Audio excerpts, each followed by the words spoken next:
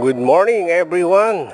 Ngayon, panoorin natin kung paano mag-prepare ang ating kaibigan na si Sir Jaime ng Kilawing Tawilis. Napakasarap, healthy, sariwang sariwa. May pipino yan, may pipino. Yan po ang birador ng kilawin. May pipino, kalamansi, sili, sibuyas. Yan ang mga rekado natin. Mas masarap pag mas maanghang at gaganahan ka talagang kumain.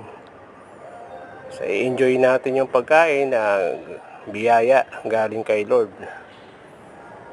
Siyempre, araw-araw lagi tayo may biyayang natatanggap. Okay, stay safe and God bless everyone.